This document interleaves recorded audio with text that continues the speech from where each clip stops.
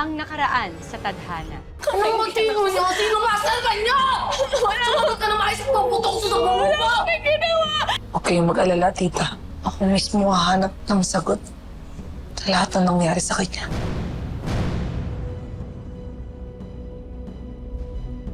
Sino ka ba?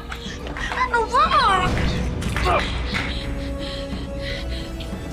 Papunta na ba si Aryan sa exciting part kung saan mabibigyan na ng hustisya ang kanyang kakambal? Alamin natin ang mga susunod na mangyayari sa huling bahagi ng ating 7th anniversary special ng Tadhana. Ano ba?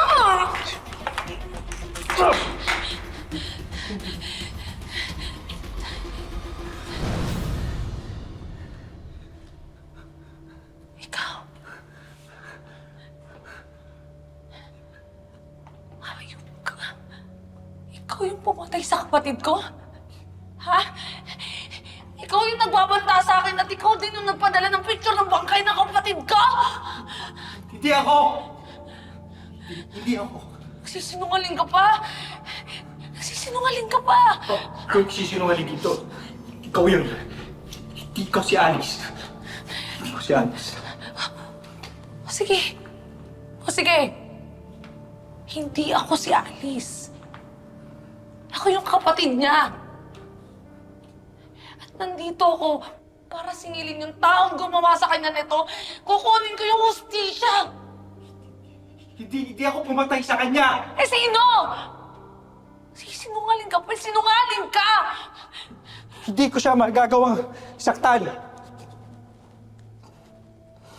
Dahil mahal ko si Alice. No, mahal ko si Alice. Mahal ko si Alice. Sinundan kita. Kasi gusto kong malaman yung totoo. Kasi alam ko, di ikaw si Alice. Paano mo nalaman na hindi ako si Alice? Magkaiba kayo ng amoy. Mas mabango ka.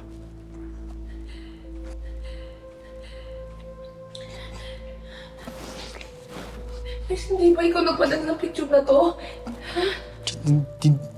Hindi ako.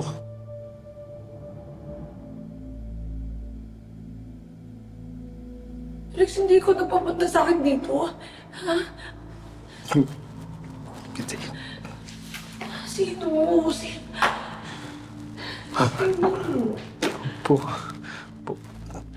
Pumayag ako. Itago ang bangkay ni Alice. Dahil alam kong maiipit si Ken. Ride or die kami. Hindi ko sabi kay Alice na may asawa si Kenny. Best friend ko si Kenny. Pareho kasi silang mahal. Hindi ko alam gagawin ko. Hindi ko alam gagawin ko.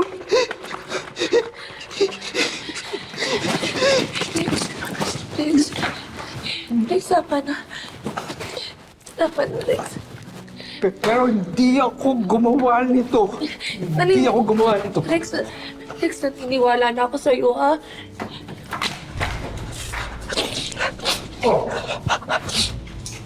Bakit kayo nandito? Bakit kayo nag-iiyakan? Okay lang kayo? Yes, boss. Binasted mo na ba ng tuluyan to kaya umiiyak?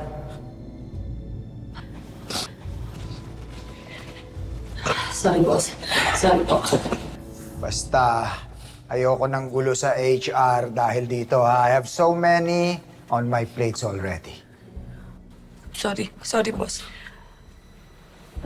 Everyone is acting so weird in this office. Sorry po. Ay,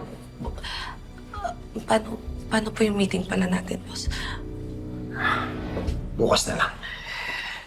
Birthday ng panganay ko. Sige, boss.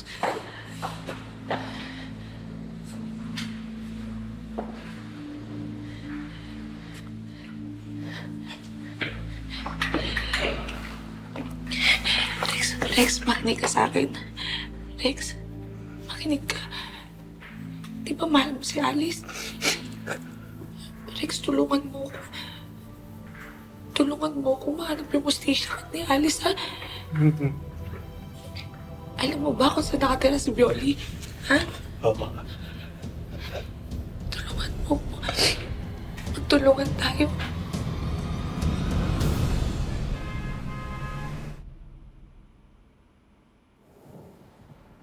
Marisa, kamusta? Nahuli ako ni boss eh. Wala akong nahanap na ebidensya. Ano? Huwag ka mag-alala. Maghanap ulit ako ng paraan, ha? Hayaan mo na. Nakahanap ako ng bagong kakampi. Sino?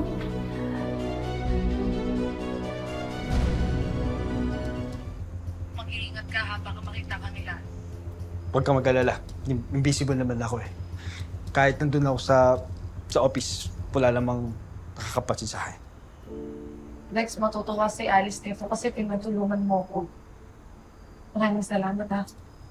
Salamat.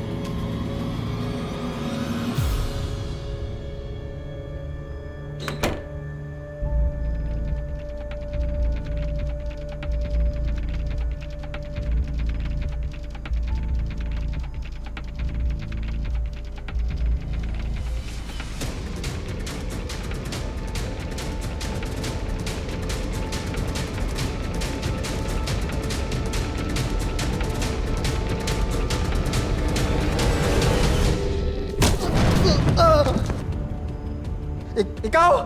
Hayop ka!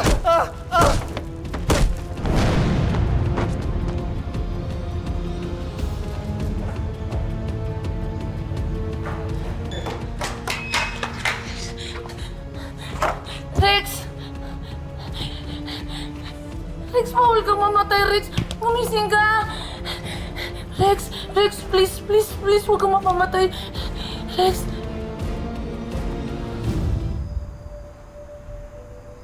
Wala na daw tayong magagawa. Kundi hintayin magising si Rex. Malala daw ang tama niya sa ulo. Pasensya na ko kayo ha. Kasalanan ko kasi talaga to eh. Bakit? Hindi mo naman kasalanan na may masamang taong gagawa sa inyo noon sa araw ng date ninyo ng anak ko, di ba?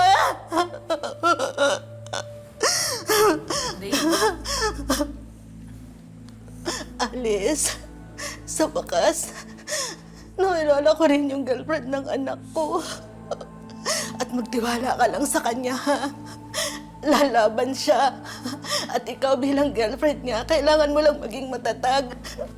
Kailangan ko nang pumunta sa bilik, ha? Ikaw naman ang bahala sa anak ko.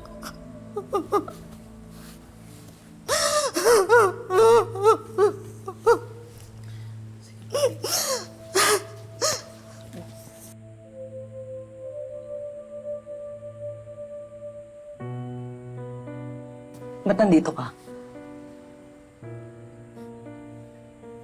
Nakalimutan mo na ba? Di ba sinabi ko sa'yo, Rex is my ride or die. Mag-best friend kami ni Rex mula nung bata pa kami. Tinawagan ako ni Tita Cecil, kaya ako nandito. Ikaw, buti nandito ka.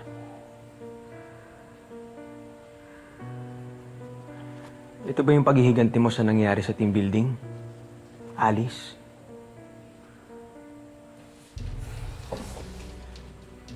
Bakit, Ken? Natatakot ka ba? Bakit naman ako matatakot? Kaya ko naman protektahan ang sarili ko. Eh, ikaw?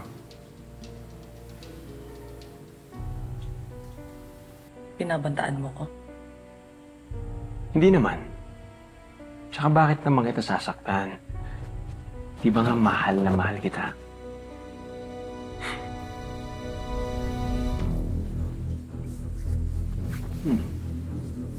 Tapos na tayo.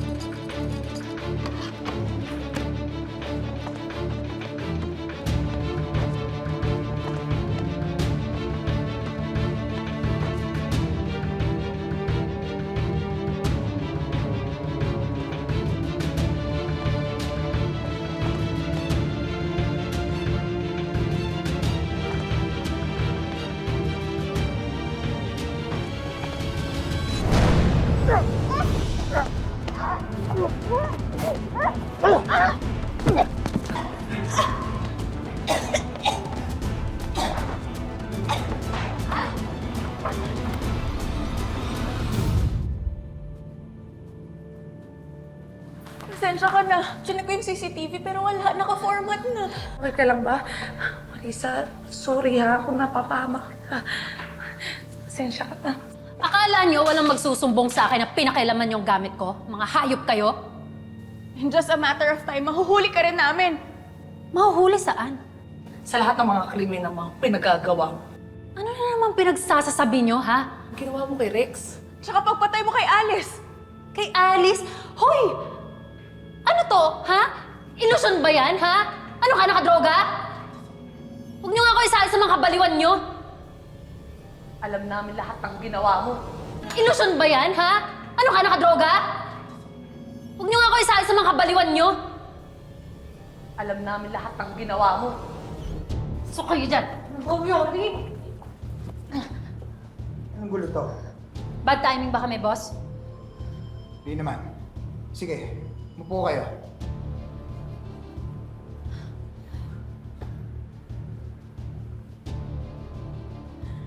Ito kasing dalawang to. Sinasabi nila na may kinalaman daw ako sa nangyari kay Red. Totoo naman, di ba? At na ano, pinipilit nyo din na ako ang pumatay kay Alice. Eh, sino ka? Multo ka? Mga baliw, di ba?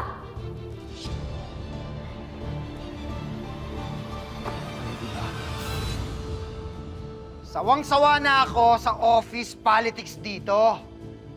Once and for all, pwede ba tapusin na natin to?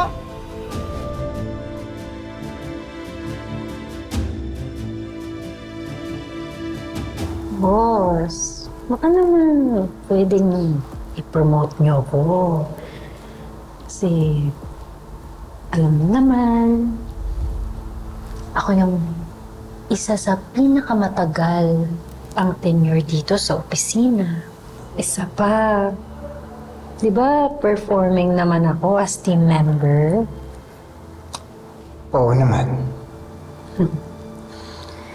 Tsaka boss, it's the least you can do after everything. Walang problema doon. Ikaw pa. Alam mo namang paborito ko tang empleyado eh.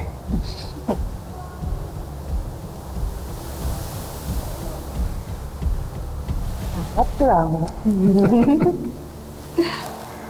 Akong bahala sa'yo.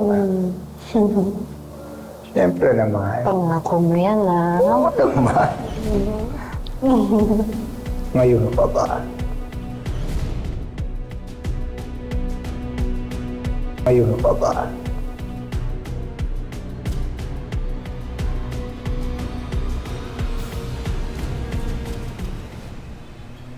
Oh, Alice. What can I do for you? Bossing, kamusta ang buhay-buhay? Hindi, boss, mga ngamusta lang po sana ako tungkol do sa application ko para sa business unit head. Yung promotion ba? Alam mo, Alice, sa totoo lang, pinag-aaralan ko pa. Boss, bakit mo pa pinag-aaralan? Sobrang aral na aral ko na yan. Deserve na deserve ko yun. Dahil ang taas-taas ng KPIs ko. Sobra talaga. Deserve ko yun. You know, Alice, I appreciate your initiative to talk to me like this. Pero there are so many aspects we need to consider. Hindi lang kasi performance, attitude towards work, and tenure. Marami yan. Oo, madami. Dami naman pala siguro. Kasama sa performance tong ganito.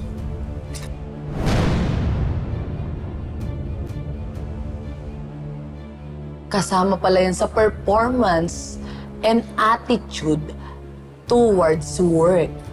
Na, boss? Bossing, kamusta ang buhay-buhay?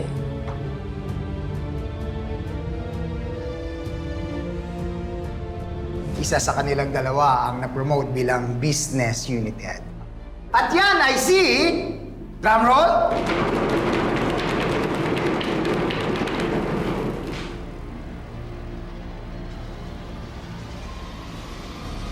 Alice, go. Bakit naman ganun, Roger? Bakit siya yung na-promote? Wala akong magawa, Violi. Anong walang magawa? Eh, ikaw ang boss namin, di ba? She had me by my balls. Alam mo naman kung bakit kailangan ko yung promotion na yun, di ba? Alam mo, kailangan ko ng raise sa sahod kasi pinapagamot ko yung anak ko. May hawak siyang video, Violi. Kapag kumalat yun, pareho tayong malalagot. O, di thank you. Eh, pasalamat ka nga, ginawan ko pa ng Oh, paraan. thank you nga. Yung ba yung gusto mong marinig? Tama ka nga. I'm done with you. Sa kanya takot ka, tapos sa akin hindi ka takot kung kaya kong gawin? Violi!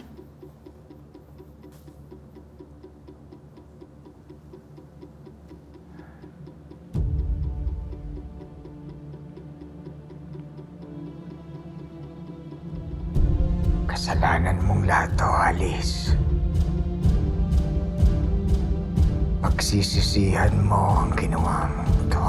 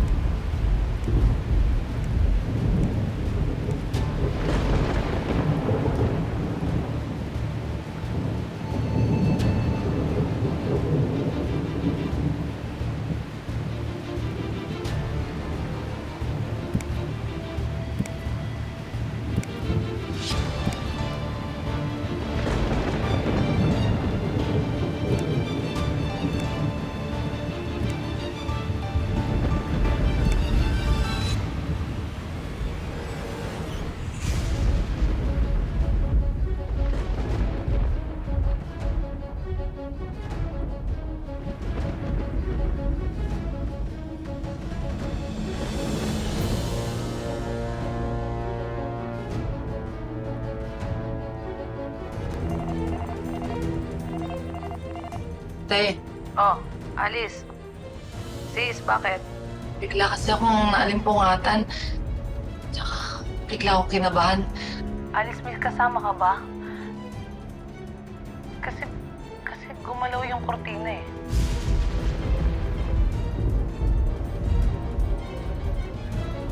Sis, bantayan mo ko.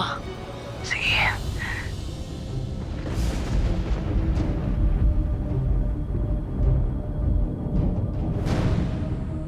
Alice! Ano nangyari sa'yo, Alice?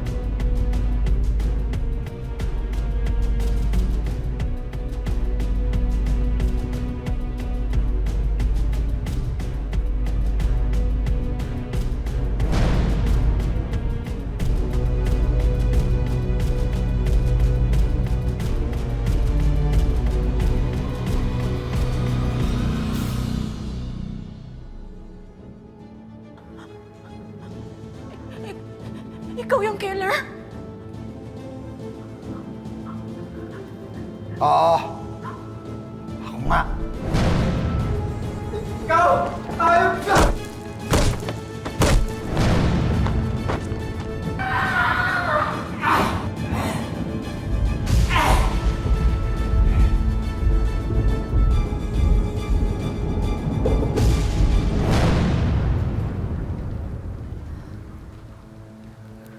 Sino ka ba talaga?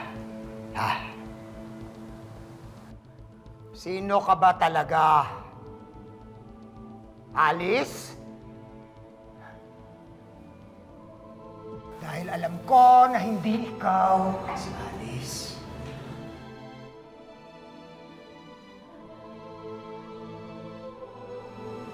Bakit?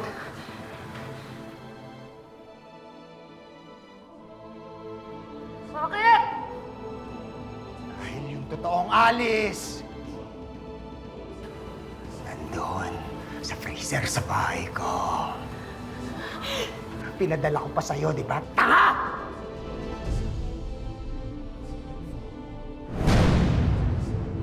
Ayok ka! Pinatay mo yung kapatid ko! Eh, hindi ba kasalanan niya? May pa-blackmail pa siya. Ano akala niya matatakot ako sa blackmail niya? Hindi ang katulad ko ang masisindak sa mga blackmail ng pipitsuging pok-pok na kapatid mo! Wala akong kinalaman dito! Anong wala? Wow! Tama to! Sama-sama na kayo! Ah! Tara! Ano? Ta! Ta! Ta! Ta! Ta! Ah! Ah!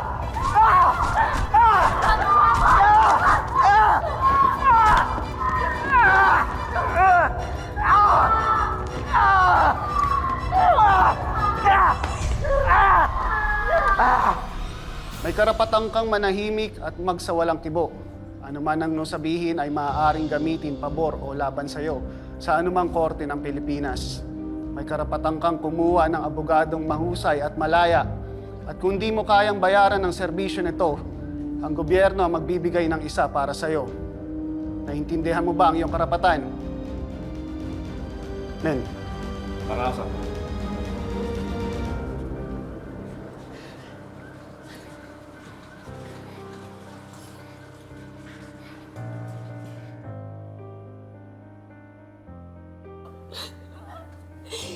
Awa ako sa kapatid ko. Awa ako sa kapatid ko.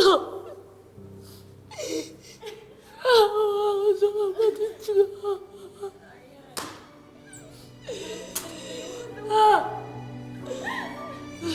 Alice.